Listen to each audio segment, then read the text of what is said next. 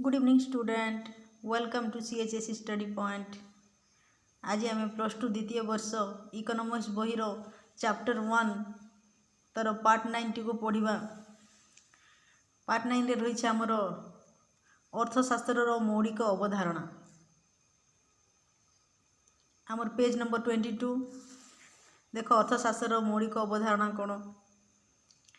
प्रत्येक ज्ञानर प्रत्येक श्रृंखला निर्दिष्ट अर्थबोधक केतेगुड़े पारिभाषिक शब्द व्यवहार करा जाइथाए। देखो पिलाने ज्ञानर जिते भी श्रृंखला रही प्रत्येक श्रृंखला कौन रही किसी निर्दिष्ट अर्थबोधक केतेगुड़े पारिभाषिक शब्दर सेठारे व्यवहार करा जाइथाए। तो ये जो शब्दावली रही एगुड़ी कौन करें ना से विषयटी से विषयटी को कौन करिथाए ना विश्लेषण करिबारे सहायक होइथाए। तो आमर अर्थशास्त्र रे मध्य केतेगुड़े पारिभाषिक शब्दर व्यवहार करा जाइछि। आमर अर्थशास्त्र जो कौन गोटे सामाजिक विज्ञान हिसाब से धरा जाइथाए। तेणु अर्थशास्त्र आमर केतेगुड़े पारिभाषिक शब्दर व्यवहार करा जाइछि। तो आमे अर्थशास्त्र विषय जेते आलोचना करिबा तो आमको ये पारिभाषिक शब्द विषय जानिबाकू हेबो। आउ ये जो पारिभाषिक शब्द रही एगुड़ी को कौन करिथाए ना अर्थशास्त्र रे स्वतंत्र अर्थ बहन करिथाए। वर्तमान देखिबा मानवीय अभाव। मनुष्यर अभाव ही समस्त अर्थनैतिक कार्यावलीर उत्पत्ति स्थल अटे। मनुष्यर जदि अभाव न थांता तो आमर अर्थनैतिक कार्यावली आरंभ ही पाई न थांता।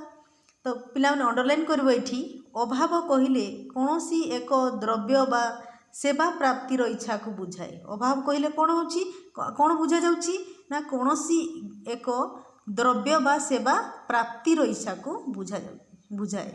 एथिपाई व्यक्ति विशेष को उद्यम करिया को पड़े। उद्यम द्वारा से संबड़ संग्रह करी अभाव पूर्ण करे। तो निजर अभाव पूर्ण करने पाई व्यक्ति कौन करुची किसी उद्यम करुची। उद्यम करने द्वारा से कौन करे जो से उद्यम करे किसी संबड़ संग्रह करे। आ संबड़ संग्रह करला परे से संबड़रू व्यक्ति तार अभाव को पूर्ण करे। ये अंडरलाइन करेंगे पिलाने। अतएव अभाव उद्यम और अभावर परितृप्ति ही होची अर्थशास्त्र विषय वस्तु। अर्थशास्त्र मनीष को अभावर एक बीड़ा रूपे विचार करे। अंडरलाइन कर। अर्थशास्त्र मनीष को कौन कही थाए अभावर एक बीड़ा।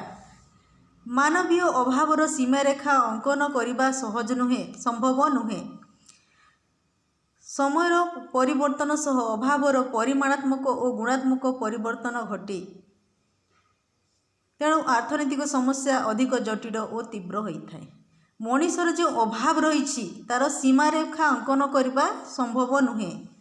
समय जिते परिवर्तन हो चलुची समय तार सहित मनुष्यर अभाव परिमाणात्मक एवं गुणात्मक परिवर्तन घटे जहाँफल कि आर्थनैतिक समस्या आमर जो रही सेटा आहुरी जटिल जटिलतर बा तीव्रतर होगाकू लगी थाए। वर्तमान देखिबा मानवीय अभावर चारित्रिक वैशिष्ट्य। कौन कौन चरित्र रही मनुष्यर अभावर। नंबर 1 रही मानवर अभाव असीम सीमाहीन अटे। मनुष्यर अभाव मानवीय अभावर प्रधान और प्रथम चारित्रिक गुण है यह असीम और असंख्य। गोटे अभाव पूर्ण हेले अन्य एक अभाव तार स्थान ग्रहण करे। सेठी पूर्ण हेले तृतीय अभाव देखा दे थाए। व्यक्ति विशेष जेते वित्तशाड़ी हेउना कहीं तांकर समस्त अभाव केबे हेले पूर्ण हो पारिबो नाही किंबा तांकर पाखरे थिबा सेवा और सामग्री से केबे हेले सेथिरे से केबे हेले संतुष्ट होई रहंती नाही। तरी कौन कहुच्छी मनुष्यर अभाव असीम रही असंख्य रही। गोटे अभाव तार पूर्ण हो गले सांगे सांगे द्वितीय अभाव जाग्रत होची। द्वितीय अभावटी पूर्ण हेले तृतीय अभाव देखा देउची। तो व्यक्ति जेते वित्तशाड़ी माने धनी लोक होता ना कहीं से तार समस्त अभाव को केबे पूर्ण करि पारि न थाए। एवं तार पाखे जो तांको पाखे जो सेवा थिबो कि सामग्री थिबो या द्वारा से केबे हेले संतुष्ट मध्य होई पारि न थाए। से जेतिकी पाती ताठारु आहुरी अधिक पाइबाकू चेष्टा करती। तो व्यक्ति जेते पाई थाए से आहुरी अधिक किपरि पाइबो एथिपाई से चेष्टा करि थाए। ମାନବୀୟ ପ୍ରଗତିର ତାଳେ ତାଳେ ଅଭାବର ସଂଖ୍ୟା ଓ ବିଭିନ୍ନତା ବୃଦ୍ଧି ପାଏ। ଯେମିତି ମଣିଷର ଦିନକୁ ଦିନ ପ୍ରଗତି ହେବାରେ ଲାଗିଛି, ଡେଭଲପ୍ ହେବାରେ ଲାଗିଛି, ତା ସହିତ ମଣିଷର ଅଭାବ ସଂଖ୍ୟା ମଧ୍ୟ ବଢ଼ି ଚାଲିଛି ଏବଂ ବିଭିନ୍ନ ପ୍ରକାର ଅଭାବ ତାଠାରେ ଦେଖାଦେଉଛି। ଅଭାବର ଏହି ଗୁଣାତ୍ମକ ଓ ପରିମାଣାତ୍ମକ ପରିବର୍ତ୍ତନ ଏକ ନିରବିଚ୍ଛିନ୍ନ ପ୍ରକ୍ରିୟାରେ ଚାଲୁ ରହିଛି। ଆଉ ମଣିଷର ଯେଉଁ ଅଭାବ ରହିଛି ତାର ଗୁଣାତ୍ମକ ଓ ପରିମାଣାତ୍ମକ ପରିବର୍ତ୍ତନ ନିରବିଚ୍ଛିନ୍ନ ପ୍ରକ୍ରିୟାରେ ମାନେ ଲଗାତାର ସେଟା ଚାଲୁ ରହିଛି।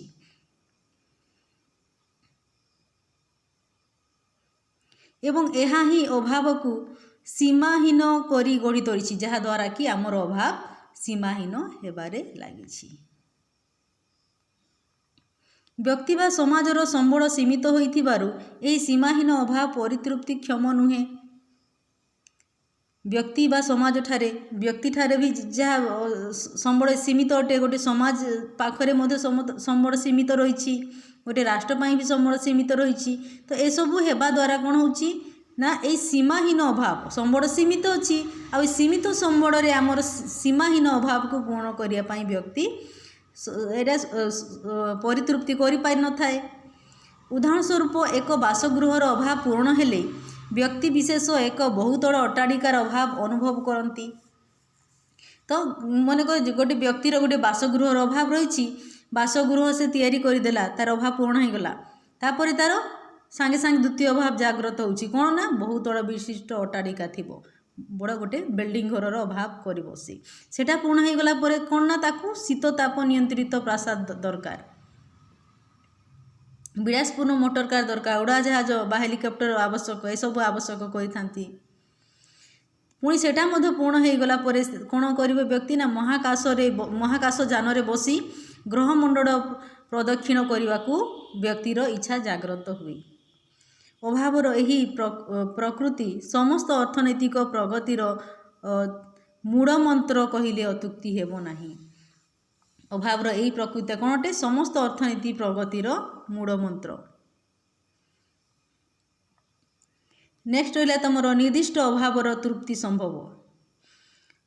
ପିଲାମାନେ ଜାଣିଛ ମଣିଷଠାରେ ଅଭାବ ଅସୀମ ରହିଛି, ଅନେକ ସାରା ଅଭାବ ରହିଛି। ତ ସମସ୍ତ ଅଭାବକୁ ମଣିଷ ପୂରଣ କରିପାରେନି, କାହିଁକି? ତାଠାରେ ସମ୍ବଳ ସୀମିତ ରହିଛି। ତେଣୁ କ'ଣ କରିଥାଏ, ଏଥିପାଇଁ ଯେତେ ତାର ସମ୍ବଳ ଅଛି, ଯଦି ତାର ସମ୍ବଳ ଯେତେ ଅଛି ସେ ଅନୁସାରେ ସେ କ'ଣ କରିଥାଏ, ପ୍ରଥମେ ତ ସେ କ'ଣ କରିବ ନା ତାର ଅଭାବର ଏକ ନିର୍ଦ୍ଦିଷ୍ଟ ସୀମା ଅଙ୍କନ କରିଥାଏ। ମଣିଷ ପାଖରେ ଯେତେ ଅଭାବ ଅଛି, ଜଣେ ମଣିଷ ବ୍ୟକ୍ତି କଥା କୁହାଯାଉଛି, ତାର ଅଭାବର ସେ ସୀମାଙ୍କନ କରିଥାଏ। ଆମେ ଲିଷ୍ଟ ବନେଇଥାଉ ଆମକୁ କ'ଣ କ'ଣ ଦରକାର, ଆବଶ୍ୟକ ସମ୍ବଳ ସାହାଯ୍ୟରେ ତାହା ତୃପ୍ତି ସମ୍ଭବ। ଯଦି ଆମ ପାଖରେ ଯେଉଁ ସମ୍ବଳ ଅଛି ସେ ସମ୍ବଳରେ ଆମେ କେତେ ସେଠିରୁ ତୃପ୍ତି କରିପାରିବା। ଯଦି ଆବଶ୍ୟକ ସମ୍ବଳ ସାହାଯ୍ୟରେ ତାହାର ତୃପ୍ତି ସମ୍ଭବ ହୋଇପାରିବ। ଜଣେ କ୍ଷୁଧାର୍ତ ଆବଶ୍ୟକ କରୁଥିବା ଖାଦ୍ୟ ସୀମିତ, ଯେତେବେଳେ କୌଣସି ଆମର ଅଭାବ ସୀମିତ ରହୁଛି, ଯେମିତିକି ଜଣେ କ୍ଷୁଧାର୍ତର ଆବଶ୍ୟକ କରୁଥିବା ଖାଦ୍ୟ ସୀମିତ ଅଛି, ଏହା କ୍ରୟ କରି କ୍ଷୁଧା ନିବାରଣ କରିବା ସମ୍ଭବ ହୋଇପାରିବ। ଏକ ନିର୍ଦ୍ଦିଷ୍ଟ ସମୟ ବ୍ୟବଧାନରେ ବ୍ୟକ୍ତିକୁ ପୁଣି କ୍ଷୁଧା ମାନେ ଭୋକ ହେବ, ପୁଣି ସେ କ'ଣ କରିବ, ପୁଣି ଖାଦ୍ୟ କିଣିକି ଖାଇକି ତାର ଅଭାବ ପୂରଣ କରିପାରିବ। ତ ଦୈନନ୍ଦିନ ଜୀବନରେ ଆମେ ଦେଖୁ ଯେ ସ୍ୱଚ୍ଛଳ ଆର୍ଥିକ ସ୍ଥିତି ଥିବା ବ୍ୟକ୍ତିମାନଙ୍କର ପରିବାର ଖାଦ୍ୟାଭାବ ଜନିତ ସମସ୍ୟାର ସମ୍ମୁଖୀନ ହୁଏ। ଏ ଯେଉଁ ଆମର ଛୋଟ ଛୋଟ ଯେଉଁ ରହିଛି ସମସ୍ୟା, ତ ଆମେ ଦୈନନ୍ଦିନ ଜୀବନରେ ଦେଖିଥାଉ କି ପ୍ରାୟ ଯେଉଁମାନେ ଟିକେ ବିତ୍ତଶାଳୀ ଥାନ୍ତି, ଧନୀ ଲୋକ ଥାନ୍ତି, ଯାହାର ଆର୍ଥିକ ସ୍ୱଚ୍ଛଳ ଥାଏ, ସେମାନେ କେବେ ବି ତାଙ୍କ ପରିବାର ଖାଦ୍ୟାଭାବ ଜନିତ ସମସ୍ୟାର ସମ୍ମୁଖୀନ ହୁଏ ନାହିଁ। ତାମାନେ କ'ଣ, ସେ ତାର ଖାଦ୍ୟ ଜନିତ ଅଭାବ ଯେଉଁ ରହିଛି ତାକୁ ସବୁବେଳେ ପୂରଣ କରିପାରୁଥାଏ। ଏହା ମନେ ରଖିବାକୁ ହେବ ଯେ କୌଣସି ଦ୍ରବ୍ୟ ଅଧିକରୁ ଅଧିକ ପ୍ରାପ୍ତି ହେଲେ ତାକୁ ପାଇବାର ଇଚ୍ଛା କ୍ରମଶଃ ହ୍ରାସ ପାଇଥାଏ। ତ ଯେତେବେଳେ ଆମକୁ କୌଣସି ଦ୍ରବ୍ୟ ଅଧିକରୁ ଅଧିକ ମିଳିଯାଇଥାଏ, ତ ଆମେ ତାକୁ ପାଇବାକୁ ଇଚ୍ଛା ଆମର କ୍ରମଶଃ ହ୍ରାସ ପାଇଯାଇଥାଏ। ଯେମିତି ଏଠି ଦେଇଛି ଖାଇବା ପାଇଁ ଖାଦ୍ୟ, ପ୍ରତ୍ୟେକ ଦିନ ଯଦି ଆମେ ଟିକେ ଆର୍ଥିକ ସ୍ୱଚ୍ଛଳ ଅଛି ଆମ ଘରେ, ତ ଆମେ କ'ଣ କରିଥାଉ, ଖାଦ୍ୟ ପ୍ରତିଦିନ ଆମକୁ ମିଳିଯାଇଥାଏ, ପ୍ରତିଦିନ ଆମକୁ ସେ ମିଳିଯାଇ ସହଜରେ, ତ ଆମେ ତା ପ୍ରତି ପାଇବାର ଇଚ୍ଛାକୁ କ୍ରମଶଃ ହ୍ରାସ କରିଦେଇଥାଉ। ଆରେ ସେଇଟା ତ ମିଳି ହିଁ ଯିବ, ସେଇଟା ତ ଆମର ଅଛି କହିକି ଆହୁରି ନୂଆ ଅଭାବ ଜାଗ୍ରତ କରିଥାଉ। ତ ଏଠି ଦେଖ ପିଲାମାନେ, ଏଠି ଅଣ୍ଡରଲାଇନ୍ କରିବ, କୌଣସି ଦ୍ରବ୍ୟ ଅଧିକରୁ ଅଧିକ ପ୍ରାପ୍ତି ହେଲେ ତାକୁ ପାଇବାର ଇଚ୍ଛା କ୍ରମଶଃ ହ୍ରାସ ପାଇଥାଏ। ଏହା ହିଁ କ୍ରମ ହ୍ରାସମାନ ଉପଯୋଗିତା ସୂତ୍ରର ମୂଳ ଭିତ୍ତି। अंडरलाइन करदेव यहाँ। तो यह कौन हो क्रम ह्रासमान उपयोगिता सूत्रर यहाँ हूँ मूल भित्ति। कौन सी जिनिस जिते आम अधिक रु अधिक पाई था पाइबार इच्छा आमर क्रमश ह्रास पाई थाए। यहाँ कौन कहुच्छी क्रम ह्रासमान उपयोगिता सूत्रर मूल भित्ति। नेक्स्ट पढ़ा अभाव गुड़िक परिपूरक। केते गुड़ी अभाव अच्छी जार परितृप्ति निमंते एका सांगरे अनेक द्रव्यर आवश्यकता उपलब्ध होता है। केते गुड़ी आमर अभाव अच्छी ताकू आम जदि पूर्ण करने आमको अनेक गुड़िए द्रव्यर आवश्यक होता है। जमती चा पीवा को इच्छा है एका सांगरे आमको चा बनवाई चीनी क्षीर चा गुंड पानी ए सबूर आवश्यकता होता है। से जदि कौन सी को बाद देदेले आमर चा तैयारी पारिबो नहीं। तो ये द्रव्य कौन एका सांगरे अनेक द्रव्यर ये चार अभावटा एका सांगरे अनेक द्रव्यर आवश्यकता करुच्ची। जमती लेखियापाई कलम कागज काढ़ी गोटे सांगरे दरकार तेबे ही लेखिहेब। यदि कलम नथिले लेखिहेब नहीं कि कागज नथिले मध्य लेखिहेब नहीं। यातायात जमती मोटर साइकिल कि मोटर कार दरकार तार सहित से कौन दरकार मोटर साइकिल सहित पेट्रोल कि डीजेल दरकार होता है। बिना पेट्रोल डीजेल गाड़ी चली पारिबो नहीं। अर्थात गोटे द्रव्य उपरोक्त दृष्टान्तरे गोष्ठीर अभाव मोचन करि पारिबो नहीं। तो जदि आमे मोटर कार अच्छी किंतु पेट्रोल नहीं कि डीजेल नहीं तामाने आमे सेटा आमर अभाव पूर्ण करि पारिबो नहीं। संपृक्त गोष्ठीर समस्त द्रव्य एकाठी मिलवा आवश्यक। ये सब जो आमे गोष्ठी पढ़िलु एठी से गोष्ठीर समस्त द्रव्य एकाठी आवश्यक मिलवा दरकार। जमती कि मोटर साइकिल कि मोटर कार अच्छी थे सहित आमको पेट्रोल कि डीजेल दरकार नहेले से अभाव पूर्ण कर नहीं। अर्थशास्त्र उक्त द्रव्य गुड़िक चाहिदा को संयुक्त चाहिदा कह जाए।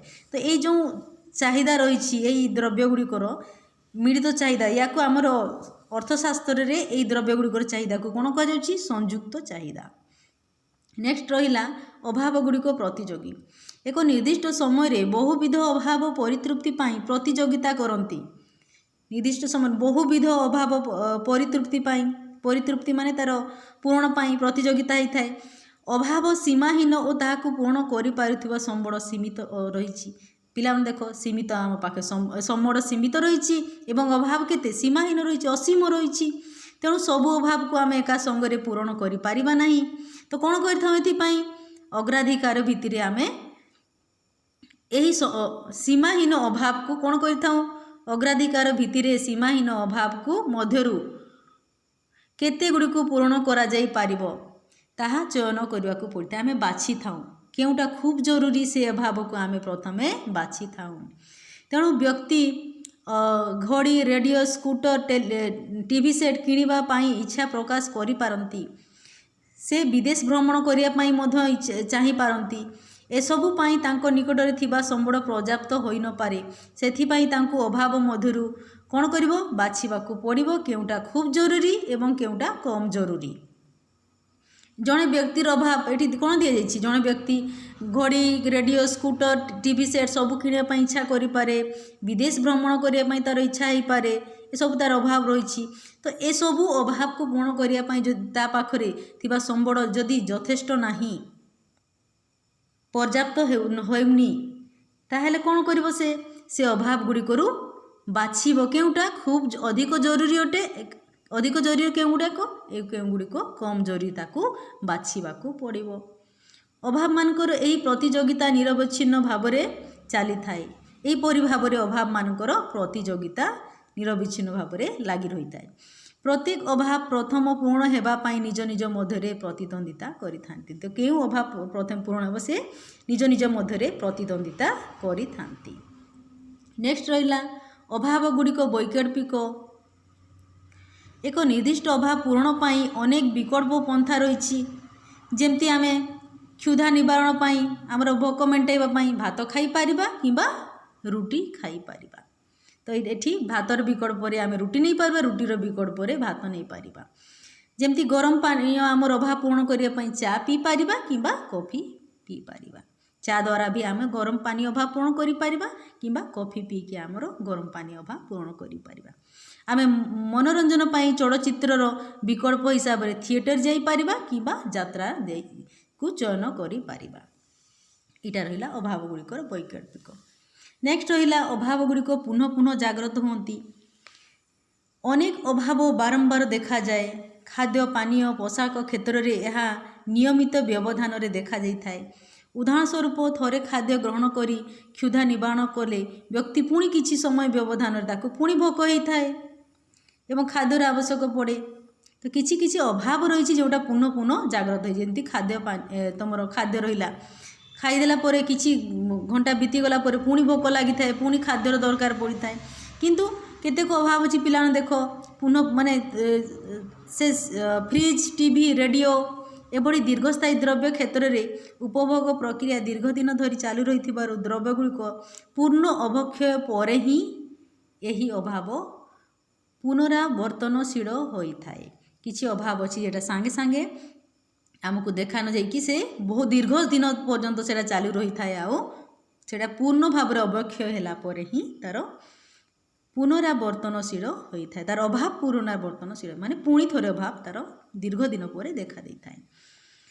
ଅଭାବ ଗୁଡ଼ିକ ତୀବ୍ରତାର ପାର୍ଥକ୍ୟ। ଅଭାବ ଗୁଡ଼ିକର କ'ଣ ତୀବ୍ରତାର ପାର୍ଥକ୍ୟ ଅଛି ଦେଖ। ପ୍ରୟୋଜନଶୀଳତା ଭିତ୍ତିରେ ସମସ୍ତ ଅଭାବ ସମାନ ଗୁରୁତ୍ୱପୂର୍ଣ୍ଣ ବା ଜରୁରୀ ନୁହନ୍ତି। ପ୍ରୟୋଜନୀୟତା ଭିତ୍ତିରେ ମାନେ ଦରକାରୀ ଭିତ୍ତିରେ ଯଦି ଦେଖିବା ତ ସମସ୍ତ ଅଭାବ ଗୁଡ଼ିକ ଗୁରୁତ୍ୱପୂର୍ଣ୍ଣ ବା ଜରୁରୀ ନୁହନ୍ତି। କେତେକ ଅଭାବ ଅଧିକ ଜରୁରୀ ହୋଇଥିବା ବେଳେ ଆଉ କେତେକ କମ୍ ଜରୁରୀ ହୋଇଥାନ୍ତି। ପୁଣି ଆଉ କେତେକ ଆଦୌ ଗୁରୁତ୍ୱପୂର୍ଣ୍ଣ ହୋଇନଥାନ୍ତି। ସମ୍ବଳ ସୀମିତ ହୋଇଥିବାରୁ ଅଧିକ ଜରୁରୀର ଅଭାବ ପ୍ରଥମେ ପୂରଣ କରାଯାଇଥାଏ। ଯେହେତୁ ଦେଖ ପିଲାମାନେ, ଆମର ତ ଅନେକ ଅଭାବ ଜାଗ୍ରତ ହୋଇଥାଏ, ଅସୀମ ଅଭାବ ରହିଛି, କିନ୍ତୁ ସେ ଅସୀମ ଅଭାବ ମଧ୍ୟରେ କେତେକ ଅଭାବ ଖୁବ୍ ଗୁରୁତ୍ୱପୂର୍ଣ୍ଣ ଅଛନ୍ତି, ଜରୁରୀ ଅଛି, ଆଉ କେତେକ ଅଭାବ ଜରୁରୀ ନୁହେଁ। ତ ଏଇ ଯେଉଁଟା ଅଧିକ ଜରୁରୀ ସେଇ ଅଭାବକୁ ଆମେ ଅଧିକ ଗୁରୁତ୍ୱପୂର୍ଣ୍ଣ ଦେଇଥାଉ, ଆଉ କେତେକ ଅଭାବ ଗୁଡ଼ିକ ଆଦୌ ଗୁରୁତ୍ୱପୂର୍ଣ୍ଣ ହୋଇନଥାନ୍ତି। ତ ଦେଖ, ସମ୍ବଳ ଯେହେତୁ ଆମ ପାଖରେ ସୀମିତ ଅଛି, ତ ଆମେ କ'ଣ କରିବା, ଯେଉଁ ଅଭାବ ଗୁଡ଼ିକ ଅଧିକ ଜରୁରୀ ତାକୁ ଆମେ ପୂରଣ କରିବା ପ୍ରଥମେ, ଏବଂ ଯେଉଁ ଅଭାବ ଗୁଡ଼ିକ କମ୍ ଜରୁରୀ ତାକୁ ଆମେ ସ୍ଥଗିତ ରଖିବା, ଏବଂ ଯେଉଁ ଅଭାବ ଗୁଡ଼ିକ ଆଦୌ ଜରୁରୀ ନୁହନ୍ତି ସେଗୁଡ଼ିକୁ ଆମେ ସେ ଅଭାବ ଗୁଡ଼ିକୁ ବାତିଲ କରିଦେବା। ଜଣେ ଛାତ୍ରଙ୍କର ଅଭାବ ଯେମିତି ପୁସ୍ତକ ରହିଛି, କଲମର ଅଭାବ ରହିଛି, ଏଗୁଡ଼ିକ ଆବଶ୍ୟକତା ଅଧିକ ଜରୁରୀ ହୋଇଥିବା ବେଳେ ଚଳଚ୍ଚିତ୍ର ଦେଖିବା ଓ ବଣଭୋଜି କରିବା ଅଭାବ ଗୁଡ଼ିକ ଆଦୌ ଜରୁରୀ ହୋଇନଥାଏ। ଏଇଟା ହେଉଛି ଅଭାବ ଗୁଡ଼ିକର ତୀବ୍ରତାର ପାର୍ଥକ୍ୟ। ତାପରେ ନେକ୍ସଟ ଦେଖିବା, ସ୍ଥାନ କାଳ ପାତ୍ର ଅନୁସାରେ ଅଭାବ ଭିନ୍ନ ଭିନ୍ନ ହୋଇଥାଏ। ତୁମର ସ୍ଥାନ ଅନୁସାରେ ଜାଗା ଜାଣିକି କିମ୍ବା ସମୟ ଜାଣିକି କିମ୍ବା ବ୍ୟକ୍ତି ଜାଣିକି ଆମର ଅଭାବ ଗୁଡ଼ିକ କିପରି ଭିନ୍ନ ଭିନ୍ନ ହୋଇଥାଏ। ବ୍ୟକ୍ତି ଅନୁସାରେ ତୁମର ସ୍ଥାନ କାଳ ପାତ୍ର ଅନୁସାରେ ଅଭାବ କିପରି ଭିନ୍ନ ଭିନ୍ନ ହୁଏ। ସବୁ ଲୋକଙ୍କର ଅଭାବ ସମାନ ହୋଇନଥାଏ। ଉତ୍ତର ଭାରତରେ ଖାଦ୍ୟର ଅଭାବ ପାଇଁ ରୁଟି ଦ୍ୱାରା ପୂରଣ କରାଯାଉଥିବା ବେଳେ ଦକ୍ଷିଣ ଭାରତରେ ଲୋକମାନେ ଭାତ ପସନ୍ଦ କରିଥାନ୍ତି। ଦେଖ, ଉତ୍ତର ଭାରତର ଲୋକ ନିଜର ଭୋକ ମେଣ୍ଟାଇବା ପାଇଁ ଖାଦ୍ୟ ଅନୁସାରେ ସେମାନେ ରୁଟି ଦ୍ୱାରା ତାଙ୍କର ଅଭାବ ପୂରଣ କରିଥାନ୍ତି, ଯେତେବେଳେ ଦକ୍ଷିଣ ଭାରତର ଲୋକମାନେ ସେ ନିଜର ଭୋକ ମେଣ୍ଟାଇବା ପାଇଁ ଭାତର ଅଭାବ କରିଥାନ୍ତି, ମାନେ ଭାତ ଖାଇବାକୁ ପସନ୍ଦ କରିଥାନ୍ତି। ଜଣେ ଆମିଷ ଖାଦ୍ୟ ପସନ୍ଦ କରୁଥିବା ବେଳେ ଆଉ ଜଣେ ଶାକାହାରୀ ଖାଦ୍ୟ ପସନ୍ଦ କରିଥାନ୍ତି ବା ଶାକାହାରୀ ହୋଇପାରନ୍ତି। ପାଶ୍ଚାତ୍ୟ ଦେଶର ଲୋକମାନେ ଗରମ ପୋଷାକ ପରିଧାନ ପିନ୍ଧୁଥିବା ବେଳେ ଭାରତର ଲୋକମାନେ ହାଲକା କାର୍ପାସ ବସ୍ତ୍ର ପିନ୍ଧିବାକୁ ପସନ୍ଦ କରନ୍ତି। ଶୀତ ଦିନେ ଚା'ର ଚାହିଦା ଅଧିକ ଥିଲାବେଳେ ଗ୍ରୀଷ୍ମ ଋତୁରେ ଲୋକମାନେ ଥଣ୍ଡା ପାନୀୟ ଅଧିକ ପସନ୍ଦ କରନ୍ତି। ଶୀତ ଦିନେ ଚା' ପିଇବାକୁ ପସନ୍ଦ କରୁଥିଲା ବେଳେ ତୁମର ଗ୍ରୀଷ୍ମ ଦିନେ ଥଣ୍ଡା ପାନୀୟକୁ ଅଧିକ ପସନ୍ଦ କରାଯାଏ। ଏଇଟା କାଳ ଅନୁଯାୟୀ। ତେଣୁ ସ୍ଥାନ କାଳ ଓ ପାତ୍ର ଭେଦରେ ଅଭାବ ଭିନ୍ନ ଭିନ୍ନ ଦେଖିବାକୁ ମିଳିଥାଏ। ନେକ୍ସଟ ରହିଲା, ଅଭାବ ବିଜ୍ଞାପନ ଦ୍ୱାରା ପ୍ରଭାବିତ ହୋଇଥାଏ। ଆଜିକାଲି ଯେଉଁ ଟିଭି ମାନଙ୍କରେ ତୁମେ ଦେଖୁଛ ବିଜ୍ଞାପନ, ଟିଭିରେ ରେଡ଼ିଓରେ ହେଉ, ତ ଯେଉଁ ବିଜ୍ଞାପନ ଓ ପ୍ରଚାର ଦ୍ୱାରା ଲୋକମାନଙ୍କୁ ଯେଉଁ ସୂଚନା ପ୍ରଦାନ କରାଯାଉଛି, ରେଡ଼ିଓ, ଟିଭି, ଖବରକାଗଜ, ପତ୍ରପତ୍ରିକା ଏସବୁରେ ଆକର୍ଷଣୀୟ ବିଜ୍ଞାପନ ଦ୍ୱାରା ଦ୍ରବ୍ୟର ଚାହିଦା ସୃଷ୍ଟି ହୋଇଥାଏ। ଯେଉଁଟା ଦେଖାଯାଏ, ଟିଭି ବାରମ୍ବାର ଦେଖୁଛୁ, ଆମେ ଖବରକାଗଜରେ ଦେଖୁଛୁ ଯାହାର ବିଜ୍ଞାପନ, ଯେଉଁଟା ଆମେ ଆକର୍ଷଣୀୟ ବିଜ୍ଞାପନ ଗୁଡ଼ିକ ଦେଖାଯାଉଛି ଯେ କିଛି ଗୋଟେ ଦ୍ରବ୍ୟ ଗୁଡ଼ିକର, ଯାହାଦ୍ୱାରା ଆମେ ତାକୁ ପାଇବା ପାଇଁ ଇଚ୍ଛା କରୁଛୁ। ଅର୍ଥାତ୍ ବାରମ୍ବାର ଗୋଟିଏ ଦ୍ରବ୍ୟ ସମ୍ପର୍କରେ ଜାଣିବା ଦ୍ୱାରା ଉପଭୋକ୍ତା ସେହି ଦ୍ରବ୍ୟଟିକୁ ପାଇବା ପାଇଁ ଇଚ୍ଛା ପ୍ରକାଶ କରିଥାଏ। एटा विज्ञापन द्वारा प्रभावित होइकी अभाव जागृत हुए। नेक्स्ट रहिला केतेक अभाव अभ्यास रे परिणत हुए। गोटे अभाव को बारंबार परितृप्त करागले ताहा अभ्यास रे परिणत हुए, जहाँ परित्याग करने कष्टकर हो पड़े। जमती कि क्रमागत शीत दिन जदि आम चा पी था फल अन्य दिन मानकर मध्य आमको चा पीवा को इच्छा हुए, फल आम कौन हुए ना चाटा आमर पान अभ्यास रे परिणत हो जाए, आमर गोटे प्रकार अभ्यास हो जाए। पान सिगारेट क्षेत्र में मध्य ठीक या ही घटी थाए, धीरे धीरे सेटा अभ्यास रे परिणत होता है। जमती आमर चा पानटा अभ्यास रे परिणत होता। मानवीय अभावर वैशिष्ट्य आलोचना करने द्वारा आमे उपभोगर केतेगुड़े प्रसिद्ध तत्वर तर भित्ति संपर्क में जानिबाकु पाई थाउ। एक निर्दिष्ट अभाव पूरण योग्य अभावर एही चारित्रिक गुण क्रम ह्रासमान सीमांत उपयोगिता भित्तिरे होता है। ठीक से बड़ी अभाव गुड़िक प्रतियोगी यह सह सीमांत उपयोगी सूत्रर मूल भित्ति होता है। अंडरलाइन करिबो पिला माने। एक निर्दिष्ट अभाव पूरण योग्य एठारो तो अभावर एही चारित्रिक गुण क्रम ह्रासमान सीमांत उपयोगितार भित्तिरे एटा होता है। आउ देख नेक्स्ट तुमर ठीक से भाई अभाव गुड़िक जदि प्रतियोगी हो जाती प्रतियोगी सेते बड़े यहाँ सम सीमांत उपयोगिता सूत्रर मूल भित्ति होता है।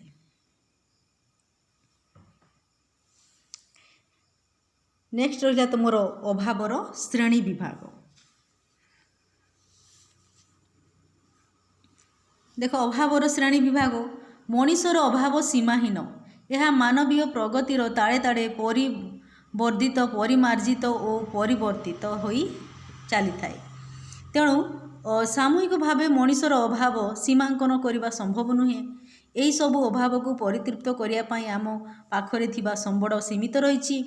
तेणु आमको अधिक गुरुत्वपूर्ण बा जरूरी अभाव एवं कम गुरुत्वपूर्ण अभाव ठार पृथक करिया को पड़ी थाए। सेमानकर आपेक्षिक गुरुत्व अनुजाई सेमानकर श्रेणी विभाजन करा जाए। देखो पिला माने एठी कोन कहा जाउची ना मनीषर अभाव असीम रही सीमाहीन रही। आउ जेते दिन को दिन मानवीय प्रगति मान मनीषर प्रगति हो चली तार अभाव रे परिवर्तित परिमार्जित आउ तुमर परिवर्धित हेबारे लागिछि। तेणु ता सहित कौन अच्छी तेणु आम कौन करूँ मनीषर अभाव को आम गोटे सीमा रेखांकन करें, तार सीमांकन करें। जेहेतु मनीष पाखे थिबा संबड़ सीमित अटे से आम तार समस्त अभाव आम आमर समस्त अभाव को मध्य पूर्ण करें ना। तो कौन कर आम आमर अधिक गुरुत्वपूर्ण थिबा अभाव को एवं कम गुरुत्वपूर्ण थिबा अभाव को आम पृथक पृथक कर दे था। जोटा अधिक गुरुत्वपूर्ण सेटा अन्य कही दे था बा जरूरी अभाव को एवं कम गुरुत्वपूर्ण अभाव को आम अलग एक लिस्ट तैयारी करिथाउ। सेमानकर आपेक्षिक गुरुत्व अनुजाई सेमानकर श्रेणी विभाग करा जाय। सेमानकर कौन आपेक्षिक गुरुत्व अनुजाई आम तार श्रेणी विभाग करिथाउ। देख अभाव को स्थूलतः अत्यावश्यक द्रव्य आरामदायक द्रव्य और विलास द्रव्य यही भड़ी तीन श्रेणी रे विभक्त करा जाय था। अंडरलाइन कर दियो पिला माने। अभाव को अत्यावश्यक द्रव्य आरामदायक द्रव्य और विलास द्रव्य यहीपरी तीन श्रेणी रे विभक्त करा जाई पारे। देख अत्यावश्यक द्रव्य कौन मनीषर मौलिक अभाव पूरण पाई जो द्रव्य गुड़िक अपरिहार्य खूब जरूरी ताहाको अत्यावश्यक द्रव्य कहुए। अंडरलाइन कर अत्यावश्यक द्रव्य गुड़िक पुणी तीन भाग विभक्त यहाँ अंडरलाइन करदेव। बिट1 रही जीवन धारण निमंते अत्यावश्यक द्रव्य, बिट2 कर्म दक्षता निमंते अत्यावश्यक द्रव्य एवं बिट3 रे देछि परंपरागत अत्यावश्यक द्रव्य।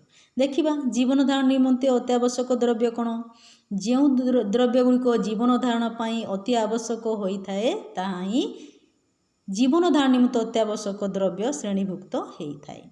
जोटा आमर जीवन धारण पाई अति आवश्यक होता है जो द्रव्य गुड़िक से गुड़िक यही आमर यही श्रेणी अंतर्भुक्त। जमती कि देख खाद्य वस्त्र बासगृह ये बड़ी सर्वनिम्न मौलिक आवश्यक जो मौलिक द्रव्य रही ये सब यार उदाहरण अटे। यही द्रव्य बिना मनीष बंची रहा असंभव। पिलाने देख खाद्य वस्त्र बासगृह ये सब बिना आम बंचा असंभव अटे। अवश्य विभिन्न स्थान भिन्न भिन्न अवस्था जो यही ଅତ୍ୟାବଶ୍ୟକ ଦ୍ରବ୍ୟର ଗୋଟିଏ ସ୍ଥାନରୁ ଅନ୍ୟ ସ୍ଥାନ ବା ଗୋଟିଏ ଦେଶରୁ ଅନ୍ୟ ଦେଶ ମଧ୍ୟରେ ପାର୍ଥକ୍ୟ ଦେଖାଯାଇଥାଏ। ଦେଖ ଯେମିତିକି ଖାଦ୍ୟ ଗୋଟିଏ ଦେଶର ଅନ୍ୟ ତ ହେଇପାରେ, ତ ଅନ୍ୟ ଦେଶରେ ଆହୁରି କିଏ ଭାତ ଖାଇବାକୁ ପସନ୍ଦ କରିଥାନ୍ତି, କିଏ ରୁଟି ଖାଇବାକୁ। ବସ୍ତ୍ର ମଧ୍ୟ ଅନ୍ୟ ଭିନ୍ନ ଭିନ୍ନ ପ୍ରକାର ହେଇଥାଏ ଅନ୍ୟ ଅନ୍ୟ ଦେଶମାନଙ୍କରେ, କି ବାସଗୃହର ମଧ୍ୟ ଭିନ୍ନତା ରହିଛି। ମାତ୍ର ବଞ୍ଚି ରହିବା ପାଇଁ ଏଗୁଡ଼ିକର ପ୍ରତ୍ୟେକ ଜାଗାରେ ଆମର ଏଗୁଡ଼ିକ ଏହି ମୌଳିକ ଦ୍ରବ୍ୟ ଗୁଡ଼ିକର ତୁମର ଖୁବ୍ ଜରୁରୀ ଅଛି ବଞ୍ଚି ରହିବା ପାଇଁ। ତେଣୁ ଏଇଟା ଜୀବନ ଧାରଣ ନିମନ୍ତେ ଅତ୍ୟାବଶ୍ୟକ ଦ୍ରବ୍ୟର ଶ୍ରେଣୀରେ ଅନ୍ତର୍ଭୁକ୍ତ ଅଟେ। ତାପରେ ନେକ୍ସଟ ରହିଲା କର୍ମ ଦକ୍ଷତା ନିମନ୍ତେ ଅତ୍ୟାବଶ୍ୟକ ଦ୍ରବ୍ୟ। ଯେମିତି ଗୋଟିଏ ଲୋକ ତାର କର୍ମ କରିବା ପାଇଁ ତାର ମାନସିକ ଶାରୀରିକ ଦକ୍ଷତା ଜରୁରୀ ଅଛି।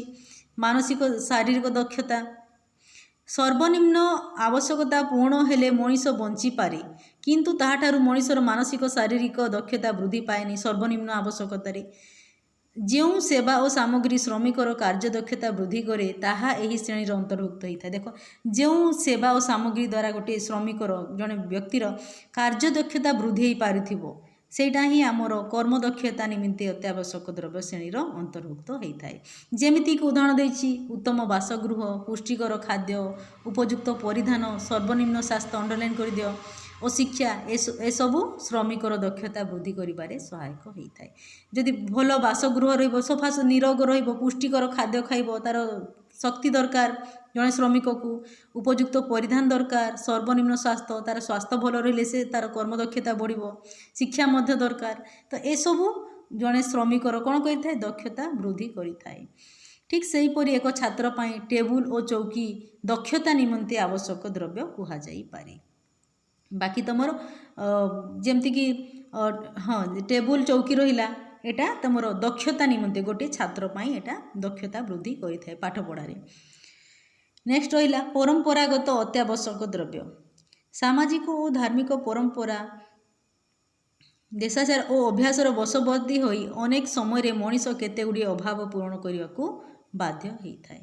ତ ଆମର ସମାଜର ଯେଉଁ ପରମ୍ପରା ଚାଲିଛି, ଧାର୍ମିକ ଯେଉଁ ପରମ୍ପରା ଚାଲିଛି ସାମାଜିକ ଓ ଧାର୍ମିକ ସମାଜରେ, ଏଥିପାଇଁ କ'ଣ ହେଇଥାଉ ନା ଅନେକ ସମୟରେ ମଣିଷ ତାକୁ ପୂରଣ କରିବା ପାଇଁ ବାଧ୍ୟ ହୋଇଥାଏ। ଯେମିତିକି ବିବାହ, ବ୍ରତ, ଶ୍ରାଦ୍ଧ ଇତ୍ୟାଦି ସାମାଜିକ ପ୍ରଥା, ପୂଜା, ପର୍ବପର୍ବାଣି ପାଳନ କରିବା, ଆମକୁ ଯେଉଁ ସର୍ବନିମ୍ନ ବ୍ୟୟ କରିବାକୁ ପଡ଼ିଥାଏ ତାହା ଏହି ଶ୍ରେଣୀର ଅନ୍ତର୍ଭୁକ୍ତ ହୁଏ। ଅଣ୍ଡରଲାଇନ୍ କରିଦିଅ। ସେହିଭଳି ପାନ, ସିଗାରେଟ, ମଦ୍ୟ ଇତ୍ୟାଦି ନିୟମିତ ରୂପେ ବ୍ୟବହାର କଲେ ତାହା ଅଭ୍ୟାସରେ ପରିଣତ ହୋଇଥାଏ।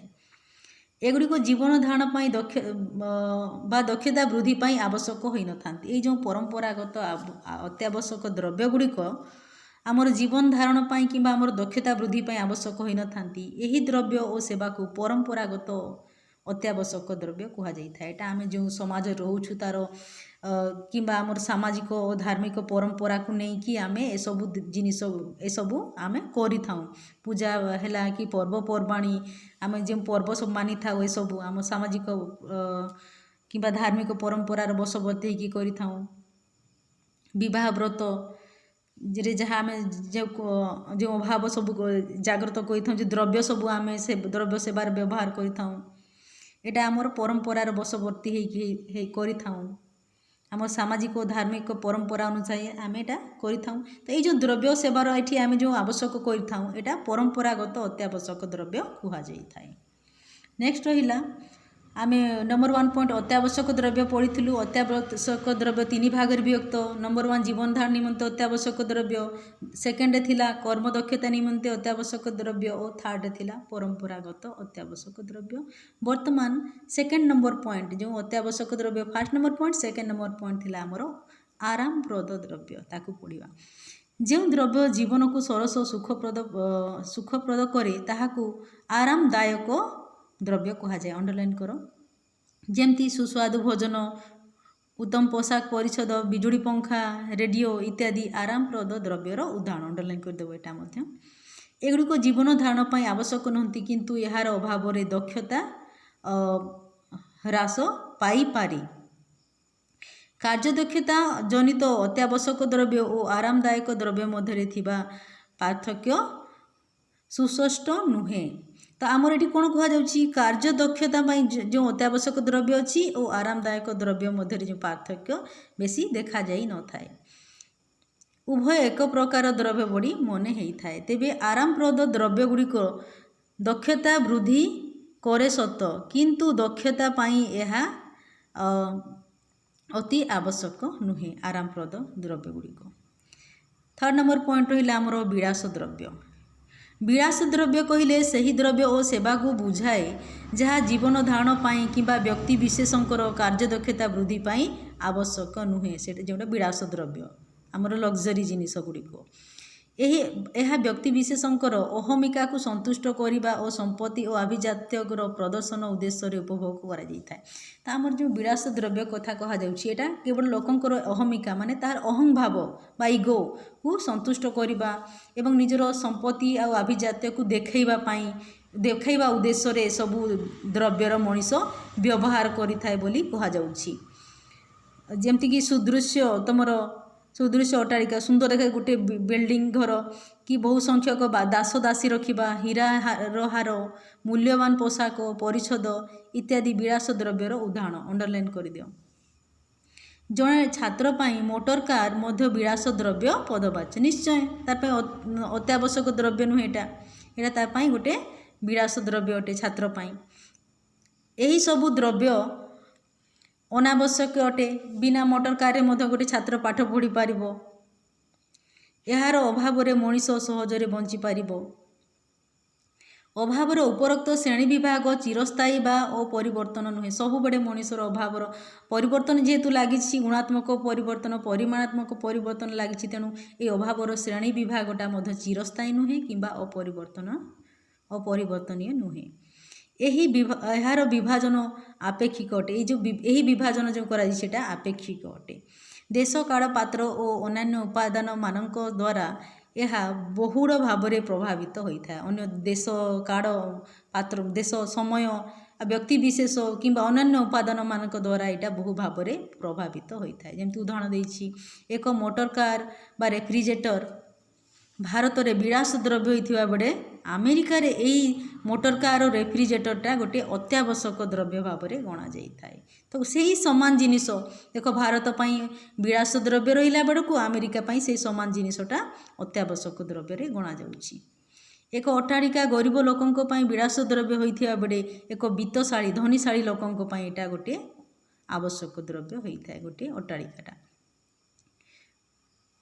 ଅତୀତରେ ବିଦ୍ୟୁତ୍ ଶକ୍ତି, ହାତ ବନ୍ଧା ଘଡ଼ି, ଫାଉଣ୍ଟେନ୍ ପେନ୍ ଧନୀ ଲୋକଙ୍କର ଦ୍ରବ୍ୟ ହିସାବରେ ବିଚାର କରାଯାଉଥିଲା।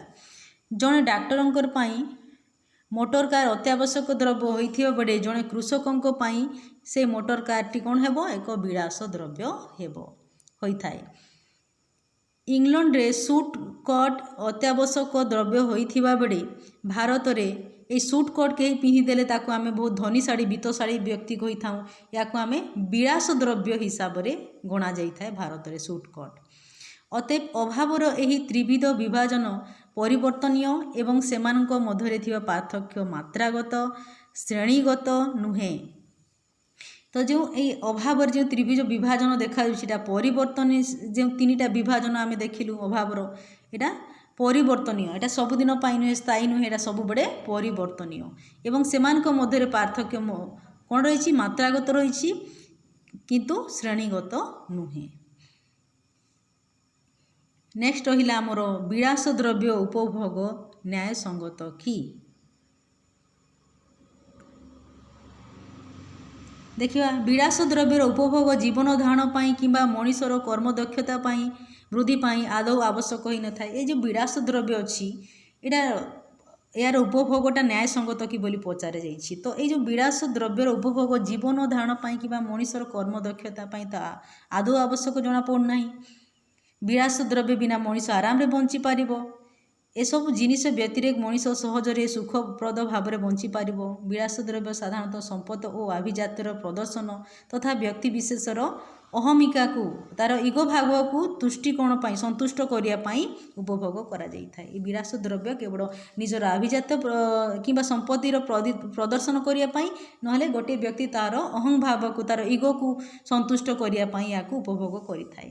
ବହୁତଳ ବିଶିଷ୍ଟ ସୁରମ୍ୟ ଅଟ୍ଟାଳିକା, ପର୍ଯ୍ୟାପ୍ତ ଦାମୀ ପୋଷାକ, ଅନେକ ସାରା ଦାମୀ ପୋଷାକ, ଅସଂଖ୍ୟ ଚାକର, ପୂଜାରୀ, ହୀରାହାର, शीतताप नियंत्रित मोटर कार ये सब जो उपभोग सामाजिक चेतनार वैप्लविक भाव सृष्टि करता है। तो ये सब विलास द्रव्य व्यवहार कौन कि यार उपभोगटा कौन करता है सामाजिक चेतनार वैप्लविक भाव सृष्टि करता है। सामाजिक न्याय और नैतिक दृष्टिकोण यार उपभोग निषिद्ध करा पाई अनेक जुक्ति करिथांती। अनेक जन कही कि जदि समाज रे न्याय दरकार समस्त नैतिकता दरकार समाज रे ताहले समाजर नीति दृष्टि ये जो विलास द्रव्य गुड़िक उपभोग करवा न्यायसंगत नुहे बोली कही थांती आ याकू रद्द कर देवार कथा बोली कहा जाई थाए। किंतु आउ केतेक विलास द्रव्यर उत्पादन उपभोग को जुक्ति सिद्ध करने को चेष्टा करती।